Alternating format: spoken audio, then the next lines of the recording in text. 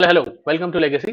अभी हम चालू कर रहे हैं यूनिट नंबर 6। अभी तक हम ह्यूमन रिसोर्स मैनेजमेंट क्या होता है, ह्यूमन रिसोर्स की प्लानिंग किस तरह करी जाती है, टैलेंट को किस तरह एक्वायर करा जाता है, उनको ट्रेनिंग, जो ह्यूमन रिसोर्सेज है उनकी ट्रेनिंग और डेवलपमेंट किस तरह से होती है, उनको मोटिवेट किस तरह से करा जाता है, वो सब हम देख चुके हैं। अब अगली चीज जो हम देखने हैं वो है परफॉर्मेंस अप्रेजल। मतलब इसमें हमें क्या ध्यान रखना है कि जो परफॉर्मेंस होगी उसको हम, जो एक्चुअल परफॉर्मेंस होगी उसको स्टैंडर्ड से कंपेयर करेंगे, और जिन्होंने अच्छा काम करा रहेगा उन्हें हम अप्रेजल देंगे, बेनिफिट देंगे, बोनस देंगे। लेकिन वो किस बेसिस पर देंगे वो सब हम इस चैप्टर में देखने वाले हैं।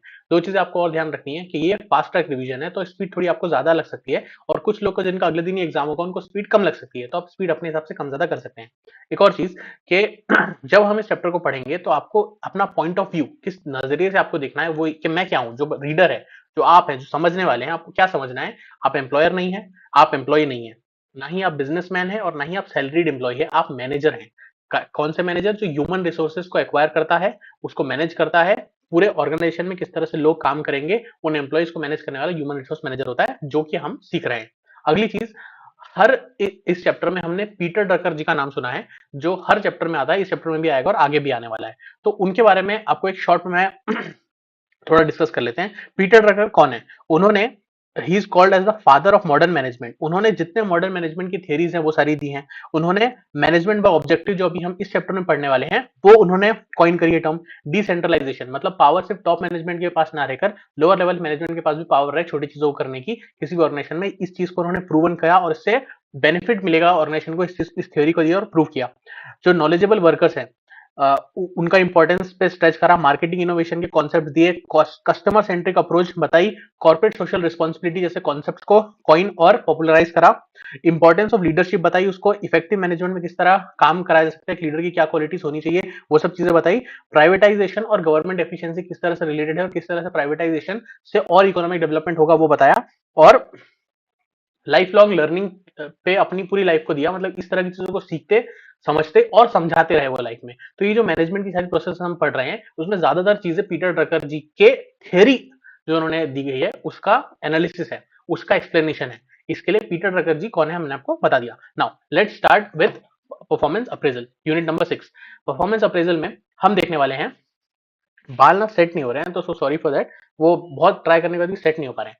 So unit number 6, performance appraisal. इसमें हम देखने वाले हैं कि परफॉर्मेंस अप्रेजल हम देखने वाले हैं, बाल ना सेट नहीं हो रहे हैं तो सो सॉरी फॉर दैट, वो बहुत ट्राई करने के बाद भी सेट नहीं हो पा रहे हैं।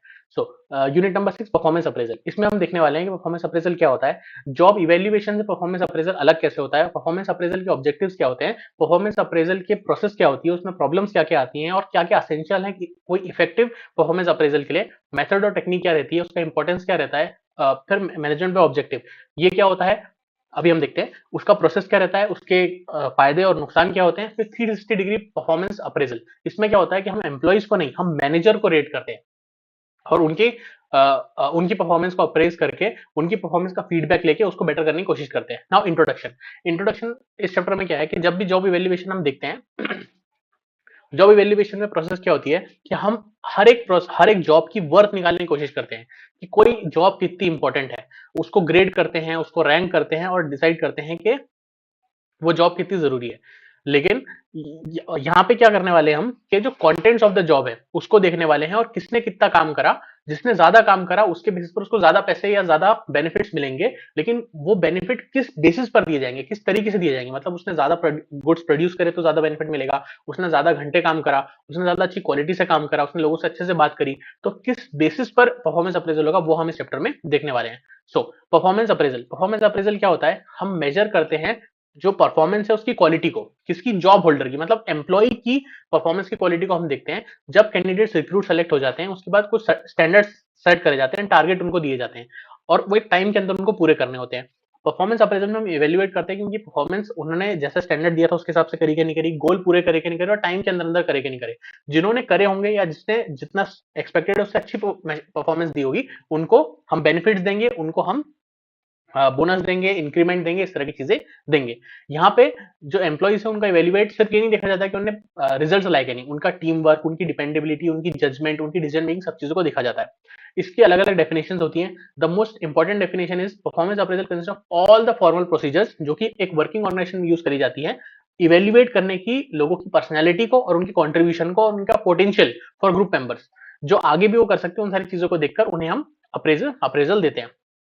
पहले क्या होता था कि हम लोगों की डिपेंडेबिलिटी वगैरह को देखते थे, लेकिन आज की तारीख में ऐसा नहीं है। आज की तारीख में हम जॉब के जो गोल्स हैं और जो वर्क उन्होंने गोल को पूरा करने के लिए किया है, मतलब हमने उसको बोला कि आपको 10% से सेल्स को बढ़ाना है, तो पहले हम देखते थे कि उसने कितनी कोशिश करी पहले के वक्त में, लेकिन आज के तारीख में ये देखते हैं कि उसने 10% सेल बढ़ाई कि नहीं बढ़ाई और किस तरीके से बढ़ी। अगर अच्छे से बढ़ाई तो उसको हम अप्रेजल देते हैं। फिर जॉब का इवेल्युएशन, जॉब इवेल्युएशन क्या होता है और जॉब इवेल्युएशन और परफॉर्मेंस अप्रेजल अलग अलग कैसे होते हैं। जॉब इवेल्युएशन में हम एक जॉब की वर्थ देखते हैं, मतलब एक जॉब दूसरे जॉब से कितनी जरूरी है कितनी नहीं है, लेकिन परफॉर्मेंस अप्रेजल में हम जो इंसान काम कर रहा है उसके काम की क्वालिटी को देखते हैं। जॉब इवेल्युएशन कोई रेगुलरली करने की जरूरत नहीं होती, लेकिन परफॉर्मेंस अप्रेजल एक ऑन गोइंग प्रोसेस है जो चलती रहती है, लगातार करते रहनी पड़ती है। जो जॉब इवेल्युएशन है उसका एम रहता है कि हम एक पे स्केल क्रिएट कर सके, मतलब अगर कोई सेल्स में काम करेगा, सेल्स मैनेजर को कितने पैसे मिलेंगे, फाइनेंस मैनेजर को कितने पैसे मिलेंगे, ये डिसाइड करने के लिए होता है। और परफॉर्मेंस अप्रेजल होता है कि हम लोगों को रिवॉर्ड्स, इंसेंटिव, बोनस कितना देंगे, लेकिन ये इसके लिए भी यूज होता है कि हम कितने लोगों को डिमोशन कितना देंगे, उनको सजा क्या देंगे अगर उन्हें स्टैंडर्ड पूरे नहीं करे। जॉब इवेल्युएशन कैरी आउट करा जाता है स्पेशलिस्ट के द्वारा, जो उनके एरिया में स्पेशलिस्ट होते हैं, और जो परफॉर्मेंस अप्रेजल है वो जो सुपरवाइजर है, मतलब जो हेड मैनेजर है, वही उसको कर लेता है। अभी परफॉर्मेंस अप्रेजल के कुछ ऑब्जेक्टिव्स हमें देखने हैं। परफॉर्मेंस मैनेजमेंट एम करता है कि हम लोगों की कमिटमेंट को और कॉम्पिटेंसीज को बढ़ाएं ताकि ओवरऑल ऑर्गेनाइजेशन के ऑब्जेक्टिव्स पूरे हो सके। इसको हम करते हैं ताकि जो परफॉर्मेंस है लोगों का पूरा हो सके, ताकि हम हायर स्टैंडर्ड ऑफ परफॉर्मेंस तक पहुंच सके। और अगर हमें ऐसा लगता है कि जो स्टैंडर्ड्स हमने परफॉर्मेंस स्टैंडर्ड्स अभी हैं और जो हमने स्टैंडर्ड सेट करे हैं जॉब कंप्लीशन के, उसमें कोई गैप है, तो हम उसके लिए ट्रेनिंग करते हैं लोगों की, और हम देखते हैं कि और फिर जिन लोगों ने अच्छे से काम करा उनको अप्रेजल मिलता है। तो कुछ ऑब्जेक्टिव होते हैं जॉब अप्रेजल, क्या होता है, पे राइज। एक यार्ड परफॉर्मेंस अप्रेजल एक यार्ड स्टिक की तरह होता है, मतलब मेजर करने के लिए होता है किसने कितना अच्छे से काम करा। हम लोगों को अप्रेजल बोनस इसलिए नहीं दे देंगे कि वो सीनियर हो गए हैं या फिर उनने कितना टाइम ऑर्गेनाइजेशन के साथ वो रहे हैं, इस बेसिस पर देंगे कि उन्होंने परफॉर्मेंस कितना अच्छा दिया है। इस बेसिस ये होता है परफॉर्मेंस अप्रेजल करने का बेनिफिट या ऑब्जेक्टिव। फिर प्रमोशंस, जो बंदा अच्छा काम करेगा उसको प्रमोशन मिलेगा, जो अच्छे से काम नहीं करेगा उसे नहीं मिलेगा। जॉब चेंज करने के प्रमोशन देने के लिए भी काम आता है परफॉर्मेंस अप्रेजल। फीडबैक सिस्टम, जो परफॉर्मेंस अप्रेजल है उससे एम्प्लॉय को एक फीडबैक मिलता है कि वो कौन सी चीज अच्छे से कर रहा है, उसकी स्ट्रेंथ और वीकनेस क्या है, ताकि वो आगे इंप्रूव कर सकता है। ट्रेनिंग एंड डेवलपमेंट प्रोग्राम, अगर हमें कोई गैप दिखाई देता है एम्प्लॉय के स्टैंडर्ड्स में, तो हम देखते हैं कि कौन सी स्किल्स की जरूरत है और उसे कौन सी चीज में अच्छा करना पड़ेगा, जिसके हिसाब से हम ट्रेनिंग एंड डेवलपमेंट प्रोग्राम बना के उसकी स्किल को अच्छा करने की कोशिश करते हैं।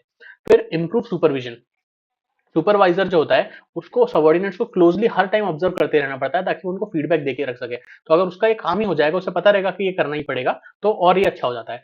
फिर करियर प्लानिंग, जो एम्प्लॉय है उसकी करियर प्लानिंग हो जाती है, क्योंकि उसकी स्ट्रेंथ और वीकनेस एनालाइज हो जाती है और कहाँ कहाँ उसके पोटेंशियल फॉर ग्रोथ है वो आइडेंटिफाई हो जाते हैं। वो एरियाज आइडेंटिफाई हो गए तो फिर वो उस पर काम करके आगे बढ़ सकता है। फिर healthy and productive work environment, जो वर्कर है वो इस तरह के जब एनवायरमेंट में काम करता है तो वो ज्यादा सेटिस्फाइड रहता है, वो मोटिवेटेड रहता है, क्योंकि उसको पता है कि वो जो काम कर रहा है उससे कोई फर्क पड़ रहा है, और अगर वो ज्यादा काम करेगा तो उसको बोनस भी मिलेगा, इंसेंटिव भी मिलेगा।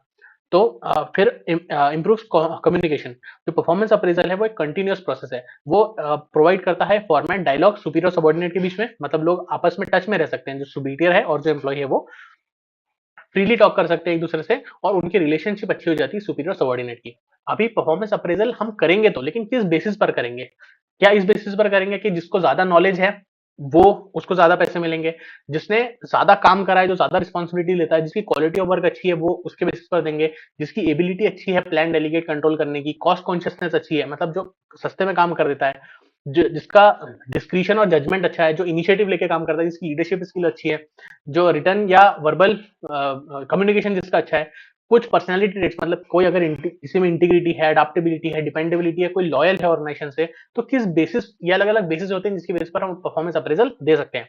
इसमें से कोई भी जो मैनेजर है वो डिसाइड कर सकता है, उस बेसिस पर अप्रेजल दे सकता है। परफॉर्मेंस अप्रेजल की प्रोसेस क्या होती है, तो जो प्रोसेस होती है परफॉर्मेंस अप्रेजल की, वो कॉम्प्रिहेंसिव प्रोसेस रहती है, जिसमें आपको स्टेप बाय स्टेप हर एक चलना पड़ता है, ताकि आप एक इफेक्टिव परफॉर्मेंस अप्रेजल प्लान बना सको। इसके स्टेप्स क्या क्या हुए, सबसे पहले हम परफॉर्मेंस अप्रेजल का ऑब्जेक्टिव देखते हैं। मतलब अगर हमें दिख रहा है कि हमारा जो प्रोडक्शन है वो कम हो रहा है, तो हम अप्रेजल को इस तरह बनाएंगे कि लोग मोटिवेट हो सके ज्यादा बनाने के लिए। अगर ज्यादा बनाएंगे तो ज्यादा पैसे देंगे, तो फिर प्रोडक्शन बढ़ जाएगा। फिर हम जॉब एनालिसिस जॉब डिस्क्रिप्शन करते हैं, ताकि हम स्टैंडर्ड्स बना सकें कि एक काम कितनी देर में होना चाहिए। फिर हम उस स्टैंडर्ड को लोग हमारे एम्प्लॉइज को बताते हैं। फिर हम देखते हैं कि जो उन्होंने काम करा है उन्होंने कितने टाइम में वो काम करा है, फिर उस अप्रेजल को उनसे डिस्कस करते हैं, और फिर अगर कुछ में कुछ दिक्कत हमें लगती है, कुछ वेरिएंस उसमें दिखता है, तो हम करेक्टिव एक्शंस लेते हैं इस पूरे प्रोसेस के अंदर। सबसे पहला step, objective of performance appraisal. मान लो हमें बहुत सारे रीजन हो सकते हैं अप्रेजल देने के, उसमें पहला हो सकता है कि हमें कितना पे राइज किसको देना है, प्रमोशन करना है, किसी का डिमोशन करना है, हो सकता है हमें लोगों को ट्रांसफर करना है, कुछ लोगों को निकालना है, तो किसको निकालें किसको ना निकालें, किसको कितना प्रमोशन दे कितना ना निकालें, तो वो पहले डिसाइड करना पड़ता है। उसके बेसिस पर हम परफॉर्मेंस जो अप्रेजल है वो डिसाइड करते हैं। जॉब एनालिसिस, जॉब स्पेसिफिकेशन और स्टेब्लिशिंग परफॉर्मेंस स्टैंडर्ड्स, इसमें क्या होता है कि हमें प्रिसाइज कैरेक्टरिस्टिक जॉब की पता करनी पड़ती है कि किस जॉब को पूरा करने के लिए क्या स्किल सेट रिक्वायर्ड रहती है। उसके बाद जो उसके स्टैंडर्ड्स है वो हम सेट करते हैं। जॉब के लिए नहीं, जॉब के अंदर छोटे छोटे टास्क होते हैं, उस पर्टिकुलर टास्क के लिए हम स्टैंडर्ड सेट करते हैं और हर एक टास्क के लिए हम गोल बनाते हैं, जिसके लिए एक पर्टिकुलर एम्प्लॉय को जो वो गोल देते हैं हम, जो हर एक गोल होता है वो अचीवेबल होता है, मेजरेबल होता है, जो एक टाइम और कॉस्ट कंसिडरेशन के अंदर होता है। तो हम किस हर एक काम को डिसाइड करते हैं कितनी देर में लगेगा, कितना पैसा, उसमें कितनी रिसोर्सेज लगेंगी। फिर ये जो स्टैंडर्ड्स हमने बनाए हैं ये हम सारे हर एक जॉब के उसके अंदर के हर एक टास्क के, उस टास्क के अंदर के हर एक गोल को एम्प्लॉय को बता देते हैं। ये जो परफॉर्मेंस स्टैंडर्ड्स हैं ये एम्प्लॉयज को बताया जाता है और फिर उनसे फीडबैक लिया जाता है। टू वे कम्युनिकेशन होता है ताकि जो स्टैंडर्ड्स है वो सही तरीके से बन सके, कोई अनरियलिस्टिक स्टैंडर्ड हम ना बना ले। फिर जो एक्चुअल परफॉर्मेंस है हम उसे मेजर करते हैं। इसमें क्या होता है कि हम जो रिपोर्ट्स हैं, इंफॉर्मेशन, ऑब्जर्वेशन होती हैं सुपीरियर की, वो बनाता है। जब लोग काम कर रहे हैं उन्हें दिखता रहता है, उनके साथ दिखता है कौन अच्छे से काम कर रहा है, कौन कितना रिटर्न लेकर आ रहा है, कौन कितने यूनिट्स बना रहा है, वो सब चीजें सुपीरियर दिखता रहता है। ऑब्जेक्टिव परफॉर्मेंस क्या होती है, जब जो आउटपुट है वो इजीली हम वेरीफाई कर सकते हैं। और सब्जेक्टिव परफॉर्मेंस क्या होती है, जब हम सिर्फ ऑब्जर्वेशन और फीडबैक पे सुपीरियर पे डिपेंड करते हैं। यहाँ पे जो ऑब्जेक्टिव है उसमें हम आउटपुट के बेसिस पर देख रहे हैं कि किसने कितनी यूनिट बनाया, कोई भी देख के बता सकता है। लेकिन सब्जेक्टिव परफॉर्मेंस जो होती है उसमें हम एम्प्लॉय की एटीट्यूड देखते हैं, उसकी डिसीजन मेकिंग स्किल देखते हैं, वो कितना इनिशिएटिव ले रहा है, उसकी क्या सोशो कल्चरल वैल्यूज है, वो सब चीजें हम देखते हैं। फिर अगली स्टेप होती है हम डिस्कस करते हैं अप्रेजल विद द एम्प्लॉइज। जो एक्चुअल परफॉर्मेंस है उसको हम स्टैंडर्ड परफॉर्मेंस से कंपेयर करते हैं।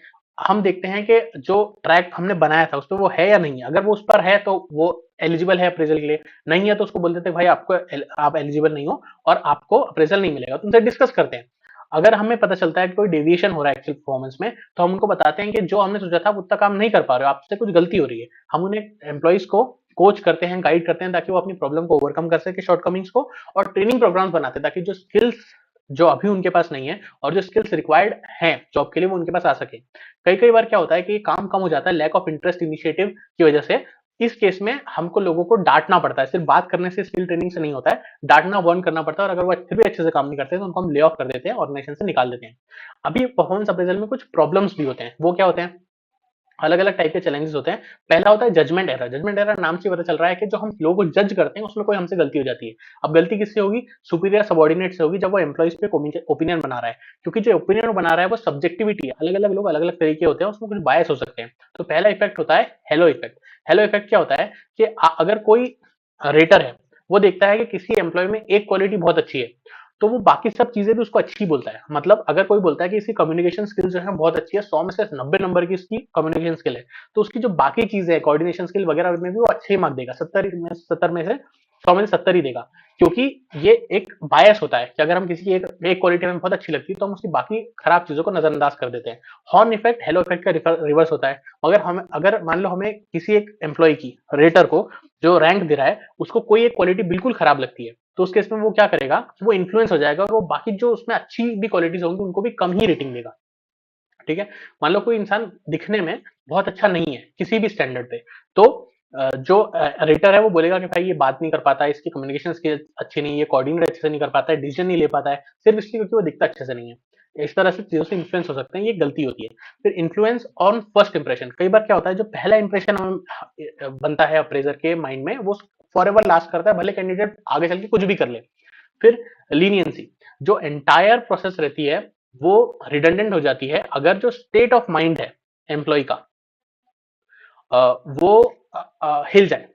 जो अप्रेजर है वो रिलेक्टेंट रहता है giving low scores to the employees depending on the state of mind at the time of appraisal. He might hesitate to rank the employees very low in case others have achieved high rankings. मतलब अगर उसके जो एक ranker है और दूसरे बहुत सारे उसके रैंकर्स की टीम है जो अलग अलग ऑर्गेनाइजेशन में गए हैं, तो अगर उसे लगता है कि बाकी सबने तो अच्छी रेटिंग ही दी है, मैं खराब रेटिंग दूंगा तो मैं गलत दिख सकता हूँ, तो वो हेजिटेट करेगा। फिर सेंट्रल टेंडेंसी। सेंट्रल टेंडेंसी क्या होती है कि फेयर ऑफ बीइंग डिसलाइक्ड। जिन लोगों का मैं रेटिंग कर रहा हूं या जो मैनेजर है वो रेट सारे एम्प्लॉयज को एवरेज रेटिंग दे देता है। मतलब किसी को बहुत गंदी रेटिंग देता है क्योंकि एम्प्लॉय उससे फिर नफरत करेंगे, वो ये भी नहीं चाहता है। फिर स्टीरियोटाइपिंग। कई बार क्या होता है कि हम लोगों के एज, सेक्स, रिलीजन, कास्ट के बेसिस पर उनको स्टीरियोटाइप कर देते हैं, जनरलाइज कर देते हैं, उनके बारे में धारणा बना लेते हैं और उसके हिसाब से ही हम रेटिंग करते हैं। कभी अंडरस्टेट कर देते हैं, कभी ओवरस्टेट कर देते हैं। फिर रिसेंसी इफेक्ट, इसमें क्या होता है कि जो मोस्ट रिसेंट बिहेवियर रहता है किसी का, मतलब अगर आपसे जब रेटर कोई काम कर जब आपकी रेटिंग ले रहा था, आपसे कोई बहुत बड़ी गलती हो गई, तब अ, उस गलती से आपकी पूरी रेटिंग इफेक्ट हो जाएगी। भले आपने पूरे टाइम पे अच्छा काम करा होगा, लेकिन एक गलती अगर आपसे उस टाइम पे हो गई तो आपकी पूरी वैल्यूएशन उससे इन्फ्लुएंस हो जाएगी।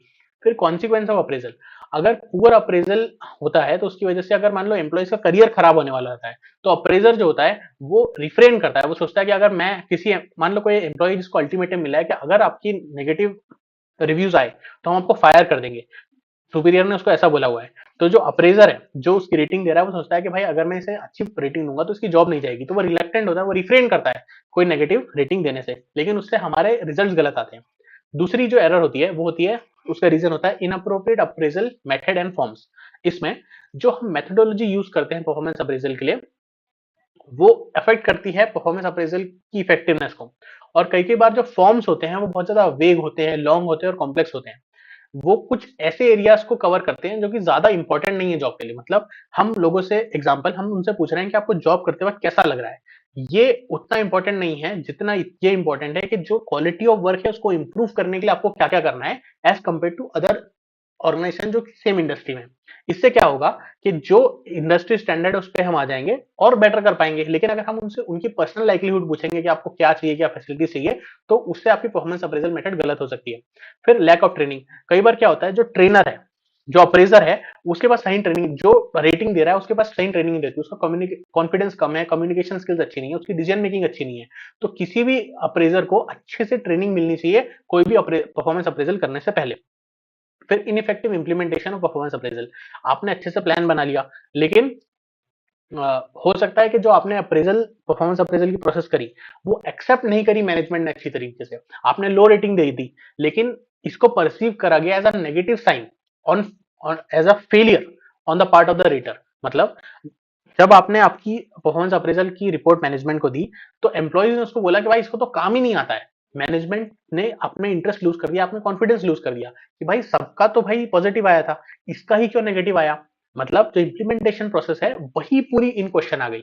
तो इस केस में जो सुपीरियर है होता है, जिसके अंडर एम्प्लॉयज रहते हैं, उसको, जो अप्रेजर है, जो आपको रेटिंग दे रहा है, उसके साथ रहना चाहिए और उसको तुरंत अप्रूव कर देना चाहिए कि हाँ मैंने ये देखा, ये बात जो बोल रहा है वो सही है। इसकी वजह से मैनेजमेंट का कॉन्फिडेंस जो फीडबैक अप्रेजर दे रहा है उस पर बढ़ जाता है। फिर कुछ असेंशियल्स होते हैं इफेक्टिव परफॉर्मेंस मेजर्स। कोई भी परफॉर्मेंस अप्रेजल को इफेक्टिव बनाने के लिए कुछ असेंशियल चीजें उसके अंदर होनी चाहिए। सबसे पहली चीज होती है रिलायबल मेजर्स। इसका क्या मतलब हुआ कि अगर हमें अचीव करना है कोई कंसिस्टेंट एंड वैलिड रिजल्ट्स, तो उसके लिए जो परफॉर्मेंस अप्रेजल सिस्टम है उसे हमें रिलायबली यूज करना पड़ेगा और उसको क्वालिफाई करना पड़ेगा ऑब्जर्वेशंस और रिपोर्ट्स को, जिसके बेसिस पर हम एम्प्लॉइज को रेट कर पाएंगे। तो जो मेथड हम यूज करेंगे रिजल्ट्स को प्रोड्यूस करने के लिए, वो ऐसी होनी चाहिए कि अगर कोई दूसरा रेटर भी करे तो भी हमें जो रिजल्ट है वो सेम ही मिले। इससे हम बोलते हैं कि रिलायबल मेजर्स होने चाहिए। जो भी हमें मेजरमेंट मिल रहा है कोई भी करे वो सेम मिलना चाहिए, जो इन्फॉर्मेशन हमें मिली वो वैलिड और रिलायबल होनी चाहिए। देन स्टैंडर्डाइजेशन, जो एक वेल डिफाइंड क्राइटेरिया होना चाहिए, प्रोसीजर रेटिंग सिस्टम रहना चाहिए एम्प्लॉय को अप्रेस करने के लिए, जिसकी वजह से जो रिजल्ट यूनिफॉर्म रहते हैं और दो एम्प्लॉयज के बीच में हम कंपेरिजन कर पाते हैं। Just and equitable, just and fair, जो एम्प्लॉय परफॉर्मेंस मेजर्स हैं वो ऑब्जेक्टिव और सब्जेक्टिव मेजर्स में होते हैं जो हमने ऊपर देखे। इससे ये होता है कि कोई बायस या फेवरिज्म नहीं होता है जब हम रेटिंग कर रहे हैं, जो सुपरवाइजर डिसाइड कर रहा है।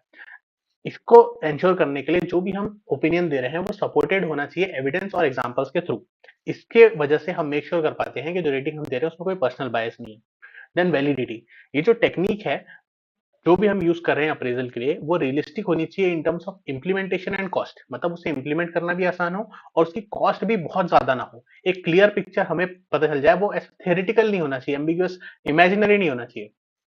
फिर वायबल रहना चाहिए, क्लियर ऑब्जेक्टिव्स। जो हम अप्रेजल कर रहे हैं उसका जो प्रोसेस है वो रिजल्ट के बेसिस पर रहना चाहिए। जो रीजन होता है अप्रेजल करने का वो अलग अलग हो सकते हैं। अगर मैं देखना चाहता हूं कि मुझे सैलरी का इंक्रीमेंट कितना देना है, या फिर मुझे देखना है कि मुझे कितने लोगों को निकालना है, या मुझे देखना है कि कितने लोगों को हायर जॉब्स का पोटेंशियल है, तो अलग अलग गोल्स के हिसाब से अलग अलग परफॉर्मेंस के अप्रेजल सिस्टम्स बनाए जाते हैं। तो जो ऑब्जेक्टिव वो बहुत क्लियर होना चाहिए। उसके बाद ट्रेंड अप्रेजर्स, अप्रेजर कौन होता है, जो रेटिंग देता है, जो इवेल्युएट करता है लोगों को। तो उसके पास सही ट्रेनिंग होनी चाहिए कि वो लोगों को इवेल्युएट कर सके, उसके पास स्किल्स होनी चाहिए सारी, वैल्यूज, ऑब्जेक्टिव सेटिंग की, ऑब्जर्वेशंस की, डेटा गैदरिंग स्किल्स की, conducting and post appraisal interviews, document करने की स्किल्स सारी होनी चाहिए, और उसको फिलोसॉफी और साइकोलॉजी में ट्रेंड होना चाहिए वो, क्योंकि वो लोगों से डील कर रहा है, ताकि वो इस पूरी प्रोसेस को एक एजुकेटिव प्रोसेस बना सके। एजुकेटिव प्रोसेस कैसे? ये जो अप्रेजल, परफॉर्मेंस अप्रेजल की प्रोसेस है, ये एम करती है एम्प्लॉय को परफॉर्मेंस को अच्छा करने का, एम्प्लॉय को डेवलप करने का। कैसे? हम उनको फीडबैक देते हैं कि आपसे ये गलती हो रही है, यहाँ पे आप अच्छे नहीं है, तो प्रॉब्लम एरिया को डिफाइन करते हैं और उसमें करेक्टिव मेजर लेते हैं एम्प्लॉय के साथ मिलकर। मतलब कोच और गाइड की तरह काम करता है सुपरवाइजर, कोई जज की तरह काम नहीं करता। फिर फीडबैक एंड पार्टिसिपेशन, यहाँ पर क्या होता है, जो मेन पर्पस है परफॉर्मेंस अप्रेजल का वो ये है, ताकि एम्प्लॉय को बताया जा सके कि उसका अभी परफॉर्मेंस का लेवल क्या है, उसकी स्ट्रेंथ क्या है, उसकी वीकनेस क्या है, और कौन से एरिया है जहाँ उसको इंप्रूवमेंट करने की जरूरत है। इससे हम एक फीडबैक, अगर हम ये फीडबैक नहीं देंगे तो इसका कोई मतलब ही नहीं रहेगा इस प्रोसेस का। तो यहाँ पे एक्टिव पार्टिसिपेशन होता है दोनों लोगों का, मतलब अप्रेजर और अप्रेजी का। अप्रेजी जो एम्प्लॉय होता है, अप्रेजर जो कि टेस्ट कर रहा है चीजों को, जो रेट कर रहा है चीजों को, ये प्लानिंग अच्छी तरीके से करने में हेल्प करता है जब दोनों लोग इन्वॉल्व होते हैं। और जो अप्रेजी है उसका ओपिनियन भी लिया जाता है हर एक लेवल पे, ताकि हर एक लेवल पे उसको कोच और गाइड करा जा सके। फिर कॉन्फिडेंशियल, ये जो पूरी प्रोसेस होती है अप्रेजल की, इसको कॉन्फिडेंशियल रखना पड़ता है। मान लो दो एम्प्लॉइज हैं, एक ए है और एक राम है, और एक श्याम है। राम को 10% इंक्रीमेंट मिला है, श्याम को 30% मिला है। श्याम को 30%, दोनों का आउटपुट जिन्होंने बनाया वो सेम है, लेकिन इसको 30% इसलिए मिला है क्योंकि इसने डिसीजन मेकिंग सही करी है और इसने पूरी टीम को लीड करा है, लेकिन वो डायरेक्टली नहीं करा है। तो अगर किसी और को पता चल जाएगा तो हेल्दी कॉम्पिटिटिव एनवायरमेंट नहीं रहेगा। उसको मेंटेन करके रखने के लिए हमें अप्रेजल रिजल्ट्स को कॉन्फिडेंशियल रखना पड़ता है। अगली चीज आती है methods and techniques of appraisal. Hello, ध्यान किधर है? आधा चैप्टर खत्म हो चुका है, focus. So methods and techniques of performance appraisal, कई सारे मेथड्स होते हैं परफॉर्मेंस अप्रेजल के, जो हमने ब्रॉडली क्लासिफाई करे हैं दो मेथड्स में। पहला होता है ट्रेट बेस्ड मेथड्स और होता है result based method. Trait based method, हमें नाम से पता चल रहा है कि ये क्वालिटेटिव अप्रोच है। हम ये नहीं देख रहे कि किसने कितनी क्वांटिटी बनाई, क्वालिटी देख रहे हैं लोगों की कि लोग किस तरह काम करते हैं, उनका नेचर कैसा है, उनका एटीट्यूड कैसा है, उनकी रिलायबिलिटी कैसी है, उनकी लीडरशिप स्किल्स कैसी है। यहाँ पे ये नहीं देखा जाता कि उन्होंने परफॉर्मेंस अचीव करी या नहीं करी, उनके नेचर को देखा जाता है, उनके ट्रेड्स को देखा जाता है। तो इसमें कुछ अलग अलग मेथड्स रहती हैं। पहली होती है कॉन्फिडेंशियल रिपोर्ट। कॉन्फिडेंशियल रिपोर्ट क्या होती है कि जो अप्रेजर है वो एक रिपोर्ट बनाता है, डिस्क्रिप्टिव रिपोर्ट, स्ट्रेंथ और वीकनेस ऑफ द एम्प्लॉइज को, जो कि सुपरवाइजर को दे देता है। ये किसी को बताई नहीं जाती, ये हर साल में एक बार कराई जाती है, लेकिन इसके अपने ड्रॉबैक्स होते हैं कि जो फीडबैक दिया जाता है वो सब्जेक्टिव हो सकता है, उसमें बायस हो सकता है, मतलब भेदभाव हो सकता है, और उसका कोई बेसिस नहीं रहता। इससे डायरेक्शन क्लियर एम्प्लॉय को पता नहीं चलता, क्योंकि ये जो फीडबैक है सुपरवाइजर को मिल रहा है, एम्प्लॉय को नहीं मिल रहा है। यहाँ पे कोई एक्चुअल डेवलपमेंट नहीं होता एम्प्लॉय का, क्योंकि जो पुअर परफॉर्मेंस उसकी जहां पे हो रही है, जहां पे वो अच्छे से काम नहीं कर पा रहा है, वो एरिया उसको पता ही नहीं चलता है, तो करेक्टिव एक्शन क्या लेगा।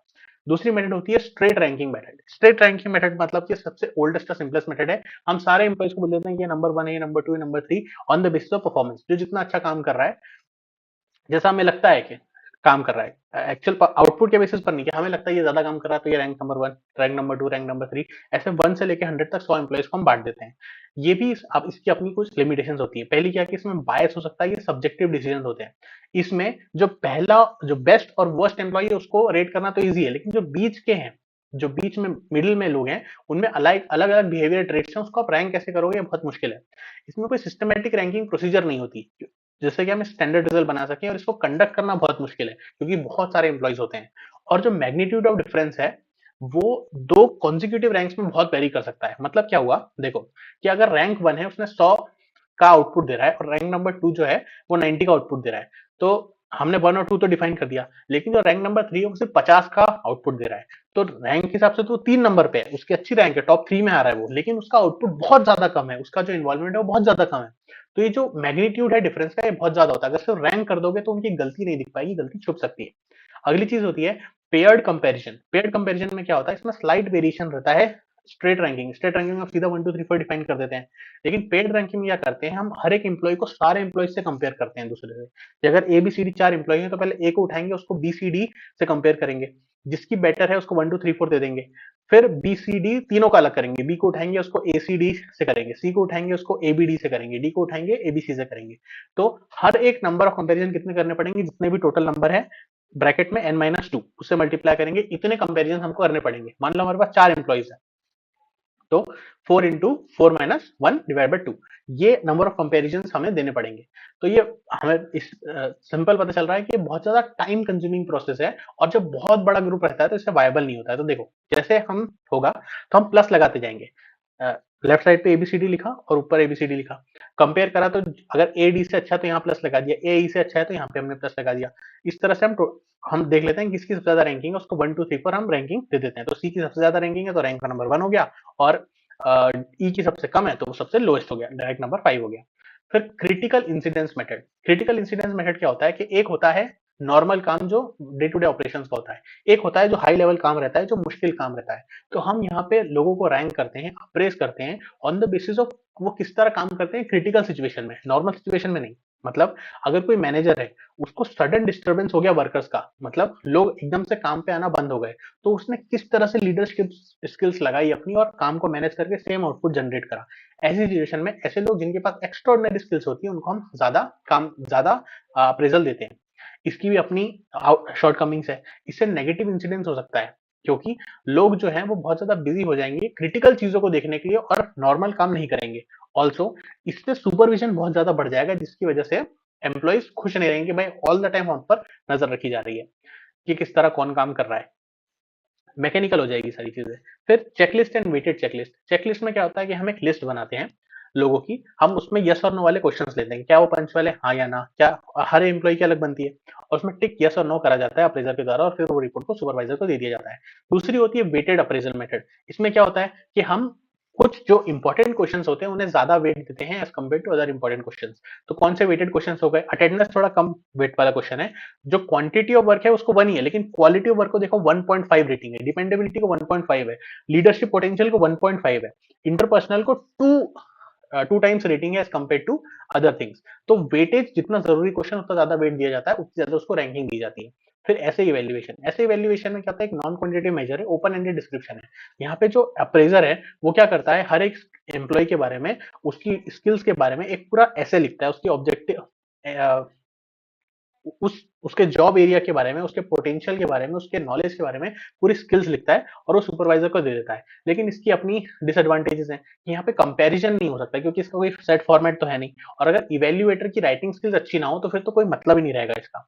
फिर graphic rating method, graphic rating method में क्या होता है, जब हम ग्राफिक स्किल्स में मेजर करते हैं कितना degrees of job related characteristics और जो क्वालिटीज एम्प्लॉय के अंदर हैं। मतलब हम पहले बनाएंगे, एम्प्लॉय का नाम लिखेंगे, वो किस डिपार्टमेंट में काम करता है, जॉब टाइटल लिखेंगे उसका, फिर हम लिखेंगे उसका क्वालिटी ऑफ वर्क कैसा है, एक्सीलेंट है, गुड है, पुअर है, एवरेज है, डिपेंडेबिलिटी कैसी है, कॉन्फिडेंस कैसी है। तो हम एक ग्राफिकल रिप्रेजेंटेशन करेंगे और देखेंगे कौन सा एम्प्लॉय कितना अच्छा है। इवेल्युएटर क्या करता है, क्या करेगा, उसे एक सीरीज ऑफ क्वेश्चंस मिलेंगे अबाउट द एम्प्लॉय, वो उसमें टिक, वो कंटिन्यूस प्रोसेस है और वो डिग्री ऑफ क्वालिटी अपने हिसाब से उसको रेट करता जाएगा। इससे हमें हर एक एम्प्लॉय की रिलेटिव वर्थ पता चल जाएगी। लेकिन इसका सबसे बड़ा ड्रॉबैक ये है कि ये बहुत ज्यादा सब्जेक्टिव चीज है, जैसा सुपीरियर को लगता है वो वैसा करेगा, कोई स्टैंडर्ड नहीं है कि ऐसा करता है तो ऐसा उसको ये रेटिंग मिलनी चाहिए। फिर ग्रेडिंग सिस्टम आ जाता है, ग्रेडिंग सिस्टम मतलब जैसे हमें स्कूल में मिलता था ए बी सी डी, ए मतलब बेस्ट, बी मतलब गुड, सी मतलब एवरेज, डी मतलब पुअर, जो जैसा काम करता है उसके हिसाब से उसको रेटिंग मिल जाएगी। फिर field review method, field review method में क्या होता है कि जो ह्यूमन रिसोर्स डिपार्टमेंट है वो क्लोजली वर्क करता है सुपरवाइजर के साथ। मतलब वो देखता है, सुपरवाइजर के पास रिपोर्ट आती है तो सुपरवाइजर के साथ साथ में देखता रहता है कि जो असल में रिपोर्ट आई वो सही में है या वो सच में ऐसा हो रहा है कि नहीं हो रहा है, और इस मेथड से जो रिपोर्ट आती है वो ज्यादा रिलायबल रहती है। मतलब जब सुपरवाइजर काम कर रहा है तो एचआर डिपार्टमेंट उसके साथ काम करता है ताकि specific information about the employee की परफॉर्मेंस, कितना स्ट्रेंथ, कितना वीकनेस, क्या वर्क का प्रोसेस है, वो सब उन्हें पता चलता रहे। फिर फोर्स्ड चॉइस मेथड, इसमें क्या होता है, यहाँ पे ये सिस्टम अडॉप्ट करा जाता है जिससे हम सब्जेक्टिविटी को अवॉइड कर सकें और कंसिस्टेंटली हाई या लो रेटिंग्स को अवॉइड कर सकें। मतलब क्या होता है कि कई बार होता है कि अगर एक इवेल्युएटर है वो सबको अच्छी रेटिंग दे रहा है तो दूसरे को भी, अगर किसी को उसने 100 दिए तो दूसरे को 0 नहीं दे देगा, वो उसको 10 देगा, 20 देगा, 50 देगा। तो वो कंसिस्टेंटली एक ही जैसे रिजल्ट देता है। अगर कोई इंसान है खड़ूस है, वो कम मार्क्स देगा तो कम ही रेटिंग देता जाएगा। तो इस केस में उस 4 ऑप्शन दिए जाते हैं कि एम्प्लॉय के कैरेक्टरिस्टिक्स लिखे जाते हैं कि वो स्मार्ट वर्कर है, वो प्रोएक्टिव है, वो लीडर है, वो टाइम वेस्ट करता है अनप्रोडक्टिव चीज में। अब उसको सारों में से कोई एक ही चीज चूज करनी है जो सबसे क्लोजेस्ट है उस एम्प्लॉय की डिस्क्रिप्शन को बताने के लिए। जब वो ऐसा करता है तो वो एम्प्लॉय को यूनिकली डिफाइन करता है। पर इसका अपना डिसएडवांटेज है कि अच्छी तरह से एम्प्लॉय को समझा नहीं जाता, उसके मोस्ट डिफाइनेबल ट्रेड्स है, उसकी ओवरऑल पिक्चर यहाँ नहीं मिलती। फिर मैन टू मैन कंपैरिजन क्या होता है, ये हमने देखा है पहले कि हर एक एम्प्लॉय को दूसरे से कंपेयर करा जाता है। यहाँ पे उसकी स्किल्स क्या रहती है कि उसकी लीडरशिप क्वालिटी कैसी है, इनिशिएटिव कैसा है, और हर एक ट्रेड की स्किल बनती है, की स्केल बनती है। मतलब लीडरशिप में हर एम्प्लॉय कितना लीडरशिप में अच्छा है, कोऑर्डिनेशन में हर एम्प्लॉय कितना अच्छा है, ऑपरेशंस में हर एम्प्लॉय कितना अच्छा है। तो हर एक क्वालिटी के हिसाब से स्केल बनती है और उसको कंपेयर करा जाता है, और जिस काम में जिस स्किल की जरूरत पड़ती है उसमें उसको यूज करा जाता है, उस पर्टिकुलर एम्प्लॉय को जो उसमें अच्छा है उसको यूज करा जाता है। फिर बिहेवियरली एंकर्ड रेटिंग सिस्टम, ये थोड़ा आपको ट्रिकी लगेगा। ये रेटिंग जो है वो कंबाइन करती है क्रिटिकल इंसिडेंट मेथड को, मतलब जो क्रिटिकल सोच सकते हैं, जो क्रिटिकल सिचुएशन में काम कर सकते हैं, और वैल्यू वेटेड चेकलिस्ट को मिक्स करती है। यहाँ पे भी एक चेकलिस्ट बनती है हमारे पास, जहाँ जिसके बेसिस पर हम रेटिंग करते हैं। यहाँ पे जो सुपीरियर है वो लोगों को रेट करता है, इसको हम बार्स कहते हैं। बार्स का मतलब बिहेवियरली एंकर्ड रेटिंग सिस्टम। तो यहाँ पे क्या होती है, जो क्रिटिकल इंसिडेंट्स है उसको आइडेंटिफाई करा जाता है, जिससे कि इफेक्टिव और इनइफेक्टिव बिहेवियर जॉब परफॉर्मेंस के रिलेटेड देखा जाता है कि कौन सी चीजें क्रिटिकल है। फिर जो डेटा हमें इससे मिलता है उसको सॉर्ट और क्लस्टर करा जाता है की परफॉर्मेंस डायमेंशंस में, कि कौन सी चीज अच्छी है, कौन सी, फिर उसको स्केल करा जाता है कौन सी चीज अच्छी, उस डायमेंशन के हिसाब से कौन अच्छा है, कौन बुरा है, कौन किस तरह से परफॉर्मेंस करता है। फिर एक एक्सपर्ट्स का ग्रुप बुलाया जाता है जो इसको हर तरीके से एनालाइज करते हैं। वो अपने आपस में अग्रीमेंट बिठाते हैं, जिन चीजों में वो अग्री नहीं कर पाते हैं उसको ड्रॉप कर दिया जाता है, और जिन पैरामीटर्स में वो एग्री करते हैं कि भाई ये चीजें अच्छी हैं, ये चीजें बुरी हैं, तो जिन चीजों को अग्री करते हैं उसको रिटेन कर लेते हैं। अब जो रिटेन्ड बिहेवियर है उसको, और उसको देखा जाता है कि कौन सी चीजें इनइफेक्टिव परफॉर्मेंस हो रही है और कौन सी चीज इफेक्टिव परफॉर्मेंस कर रही है। तो जो टॉप स्कोर्स वाली चीजें होती हैं जिसमें आपके स्कोर अच्छे होते हैं इस मेथड से, वो होती है इफेक्टिव परफॉर्मेंस में। और जिनका स्केल कम होता है, जिनका स्कोर कम होता है, उसे हम कहते हैं वो इनइफेक्टिव परफॉर्मेंस। फिर हम स्टैंडर्ड डेविएशन क्राइटेरिया अप्लाई करते हैं उन बिहेवियर्स में जहां पे लो स्टैंडर्ड डेविएशन है, मतलब जो स्टैंडर्ड है उनके कंपैरिजन में जो डिफरेंस है, मतलब जैसा स्टैंडर्ड होना चाहिए था जो वैसी है उनको रिटेन करा जाता है, और जो नहीं रहती जिसमें डेविएशन बहुत ज्यादा है उनको डिस्कार्ड कर दिया जाता है। आखिरकार जो फाइनल बीआरएस हमें मिलता है उसके अंदर हमें सारे ऐसे बिहेवियर मिलते हैं जिन्हें हमें रिटेन करने की जरूरत है, मतलब ऐसे बिहेवियर हमें ऑर्गेनाइजेशन में प्रमोट करने की जरूरत है ताकि सभी लोग इस तरह से काम करें। ये ज्यादा रिलायबल होता है क्योंकि यहाँ पे एक्सपर्ट्स को यूज करा जाता है, एम्प्लॉय का पार्टिसिपेशन होता है, और ये वेल एक्सेप्टेड रहता है सुपीरियर सबॉर्डिनेट दोनों के द्वारा। लेकिन हमें इसको पता चल गया है कि ये बहुत ज्यादा टाइम कंज्यूमिंग होता है, बहुत ज्यादा खर्चीला होता है, और यहाँ पे एक्सपर्ट की एडवाइस लेनी पड़ती है। ठीक है, ये एक्टिविटी ओरिएंटेड है, रिजल्ट ओरिएंटेड नहीं है। मतलब हो सकता है कि हमारा जो ऑब्जेक्टिव था कि भाई हमें हर हर एम्प्लॉय को एक दिन में 10 यूनिट बनानी है, वो ये नहीं करेगा, लेकिन उसको सही टाइम पे आना है, सही तरीके से बिहेव करना है, सही तरीके से बात करना है, वो सब वो करेगा। तो ये एक्टिविटी ओरिएंटेड है, रिजल्ट ओरिएंटेड नहीं है, जो इसका सबसे बड़ा डिसएडवांटेज है। दूसरी चीज होती है, दूसरी टाइप की मेथड होती है result oriented method. Result oriented method में जो परफॉर्मेंस है उसको स्टडी करा जाता है क्वालिटी और क्वांटिटी के बेसिस पर, ट्रेड्स के बेसिस पर नहीं। एक्चुअल परफॉर्मेंस जो है उसको हम देखते हैं कि कितनी आपने करी, उसके बेसिस पर आपको रैंकिंग दी जाती है। और इस पूरे रिजल्ट ओरिएंटेड मेथड को हम बोलते हैं मैनेजमेंट बाय ऑब्जेक्टिव। जो ऑब्जेक्टिव है उसके हिसाब से हम मैनेजमेंट कर रहे हैं। हमने इस लेक्चर की शुरुआत में देखा था पीटर ड्रकर जी को, 1954 में पीटर ड्रकर जी ने हमें term the management by objective. यहाँ पे हम मेजरेबल, इस टेक्निक में हम मेजरेबल गोल बनाते हैं, जो जॉइंट एफर्ट रहता है सुपीरियर सबॉर्डिनेट का, दोनों कंट्रीब्यूट करते हैं। इसमें जो सुपीरियर है वो अपनी विल को इम्पोज नहीं कर देता, बोल नहीं देता कि भाई यही स्टैंडर्ड है। जब स्टैंडर्ड बनाया जा रहा है तो सबॉर्डिनेट का भी इनपुट लिया जाता है। जो मैनेजमेंट बाय ऑब्जेक्टिव है इसमें ऑटोनोमस रहता है, मतलब सेल्फ डिसीजन और पार्टिसिपेटिव स्टाइल ऑफ मैनेजमेंट रहता है, ताकि जो लोअर लेवल एम्प्लॉइज हैं उनको भी लिया जाता है, ताकि स्टैंडर्ड जब बन रहे हैं, जब काम डिसाइड हो रहा है, प्लान हो रहा है, तो उनको भी इन्वॉल्व करा जाता है। जब पार्टिसिपेटिव रहती है तो लोग ज्यादा मोटिवेटेड फील करते हैं। इसका प्रोसेस कैसा रहता है कि सबसे पहले हम गोल्स की सेटिंग करते हैं, फिर हम सबॉर्डिनेट्स के ऑब्जेक्टिव्स बनाते हैं, फिर हम एक्शन प्लानिंग करते हैं, फिर पीरियोडिक परफॉर्मेंस रिव्यू करते हैं, फिर फाइनल अप्रेजल हम करते हैं। तो सबसे पहली बात देखते हैं प्रीलिमिनरी गोल सेटिंग। इसमें क्या होता है कि जो इनिशियल स्टेज रहती है इसमें हम ऑर्गेनाइजेशन के पूरे बिजनेस के ऑब्जेक्टिव्स देखते हैं, मतलब हमारे पूरे बिजनेस को हमें 20% मार्केट शेयर पर लेके जाना है, इसे टॉप मैनेजमेंट डिसाइड करता है, और ये की रिजल्ट एरियाज रहते हैं। और इस रिपोर्ट को, इन गोल्स को हम फिर शेयर कर देते हैं मेंबर्स के साथ। फिर हम स्पेसिफिक गोल्स, परफॉर्मेंस गोल्स बनाते हैं। मतलब ऑर्गेनाइजेशन का गोल तो बन गया, लेकिन एक पर्टिकुलर डिपार्टमेंट के, एक पर्टिकुलर ग्रुप के, एक पर्टिकुलर इंसान को क्या करना पड़ेगा वो हम छोटे छोटे हिस्सों में बांटते हैं। उस जॉब के उस छोटे टास्क को पूरा करने के लिए कितना टाइम, कितनी पावर और कितने रिसोर्सेस, कितना पैसा लगेगा वो उसको दिया जाता है। और ये कितना पैसा लगेगा, क्या गोल सेट करना है, ये सब सुपीरियर और सबऑर्डिनेट दोनों मिलके करते हैं। यहाँ पे कोई एक बंदा दूसरे पे इंपोज नहीं कर देता है। फिर हम एक एक्शन प्लान बनाते हैं। हमने ऑब्जेक्टिव बना लिए, फिर उसको पूरा किस तरह करा जाएगा इसके लिए प्लान बनाया जाता है। सारी जो चीजें हमने बनाई उसको इन फोर्स लगाया जाता है। और ये जब हम एक्शन ले रहे हैं तो भी सुपीरियर सबऑर्डिनेट साथ में काम करते हैं, इंटरेक्ट करते हैं एक दूसरे के साथ। सुपीरियर सजेशन देता है, सबऑर्डिनेट उसको परफॉर्म करता है।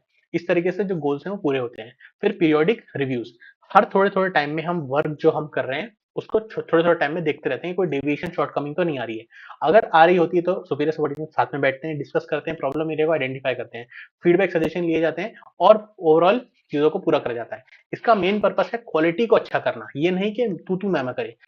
क्रिटिसिज्म पे फोकस नहीं करा जाता है, क्वालिटी इंप्रूव हो इस पे फोकस करा जाता है, इसके लिए साथ में बैठते हैं।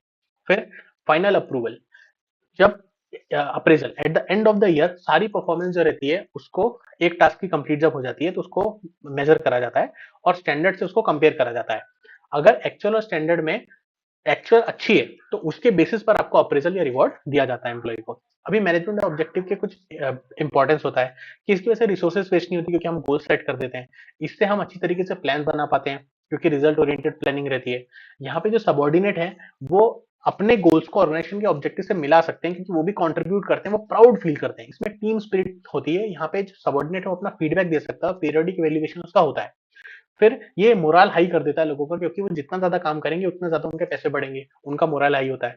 फिर जो it act as an effective tool for self control, self governance करता है, क्योंकि एम्प्लॉय को पता है कि मैं जितना अच्छा काम करूंगा मुझे उतना रिवॉर्ड मिलेगा, अगर मैं अच्छा काम नहीं करूंगा तो मुझे बोनस नहीं मिलेगा। तो सेल्फ रेगुलेशन का अच्छा टूल है।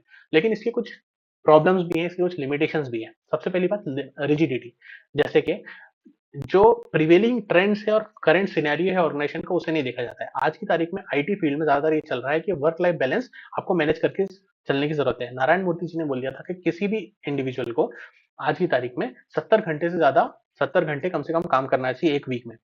तो लेकिन उन्होंने गोल तो बढ़ा कर दिया लेकिन रिवॉर्ड बढ़ा नहीं किया, तो इसकी वजह से बहुत ज्यादा डिबेट चल रहा है। तो इसी केस में अगर ऑर्गेनाइजेशन अपने जो काम के घंटे वो बढ़ा देगी तो उसका बैकलैश हो सकता है। तो इन सारी चीजों को कंसिडर नहीं करा जाता है। गोल सेटिंग, जो क्राइटेरिया है जिसके बेस, जिसको ज्यादा प्रेफरेंस दी जाएगी, जो गोल है वो शॉर्ट टर्म है या लॉन्ग टर्म है, और over emphasis on measurable goals can neglect के क्वांटिफाइबल गोल्स। मतलब जो जॉब का सेटिस्फेक्शन है, किस तरीके से काम हो रहा है, क्या ऑर्गेनाइजेशन में चीजें चल रही हैं, अगर सिर्फ गोल ओरिएंटेड चीजें हो जाएंगी तो ये सब चीजों को अवॉइड कर दिया जाएगा। और जो क्राइटेरिया है वो बहुत ज्यादा अलग अलग होते हैं, कौन सा डिसाइड करना वो फिक्स नहीं रहता।